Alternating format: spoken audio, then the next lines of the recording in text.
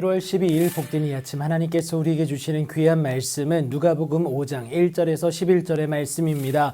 그렇게 행할 때에야만 경험한다라는 제목으로 같이 말씀 나누도록 하겠습니다.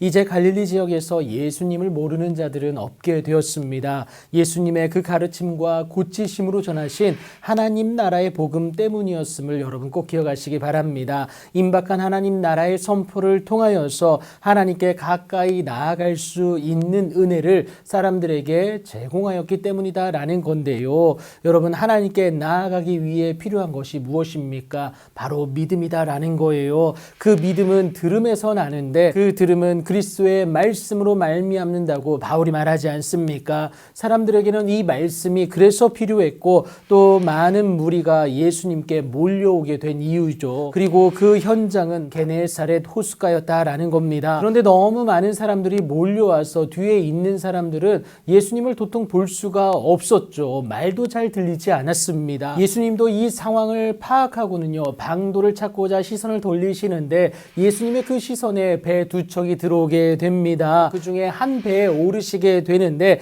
마침 시몬의 배였다라는 것을 성경이 기록하고 있죠. 또 조업을 마친지라 어부들은 배에서 나와서 그물을 씻고 있는 중이었습니다. 그래서 빈 배였고 그곳에 오르실 수가 있었던 것이죠. 그렇게 배에 오르신 예수님은 육지에서 조금 떼기를 청하시고는 앉으신 후에 그곳을 강단 삼아 무리를 가르치기 시작하십니다. 그렇게 말씀을 마치시고는 구석에서 그물을 씻고 있던 시몬을 향하여서 그 시선을 돌리시게 됩니다. 그리고 말씀하시는데요, 깊은 데로 가서 그물을 내려 고기를 잡으라 라고 말씀을 하세요. 그물을 씻는다는 건 여러분 무엇을 의미합니까? 이제는 고기 잡는 일을 마치고 집에 돌아가려고 준비하는 중입니다. 그에게는 지금 수확이 없었어요. 노력해도 안 되는 상황이었고 그래서 풀은 죽어 있습니다. 더 이상 뭘 하기도 싫지 않겠습니까? 그런데 그런 시몬에게 예수님은 다시 일어나라고, 그래서 그물을 던지라고 말씀하시는 겁니다.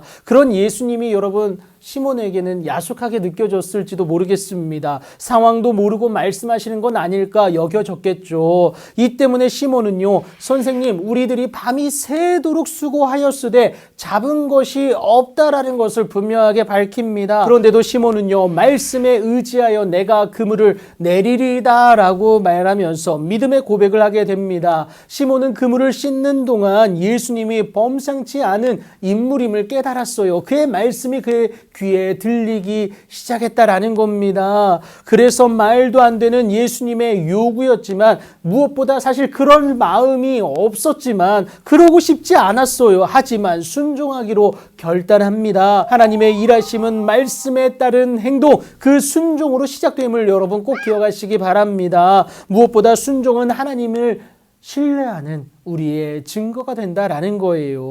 이 때문에 하나님은 사무엘을 통하여서 순종이 제사보다 낫고 듣는 것이 순양의 기름보다 나음을 분명히 말씀하시는 이유 아니겠습니까? 시몬은 주의 말씀대로 그렇게 하는데 그렇게 했더니 고기를 잡은 것이 심이 많아 그물이 찢어질 정도였습니다. 혼자 감당하기에도 벅찼어요. 빈배로 돌아왔던 아침과는 확연한 차이를 보이는 상황이었습니다. 그렇게 하나님의 일하심을 경험하고 무트로 돌아온 시몬은요, 놀라움을 넘어서 두렵기까지 합니다. 그래서 예수의 무릎 앞에 엎드려서 주여 나를 떠나소서, 나는 죄인으로소이다 라고 하면서 자신의 죄됨을 고백합니다. 모든 것을 아시는 주님 앞에 설 수 없는 죄인임을 고백하는데 여러분, 이것이 창조주 앞에서 피조물로서의 겸손임을 기억하시기 바랍니다. 예수님은 이들을 향하여서 무서워하지 말라고 말씀을 하십니다. 그리고 그들에게 이유로 내가 사람을 취하리라 라면서 그 사명을 허락하시지 않습니까? 베드로와 야고보와 요한은 주의 부르심에 즉각 반응하여서 예수님을 따르게 됩니다. 하나님으로 말미암은 놀라운 은혜의 주인공이 되길 소망했기 때문이 아니겠습니까? 주의 말씀대로 그렇게 행하였던 그들은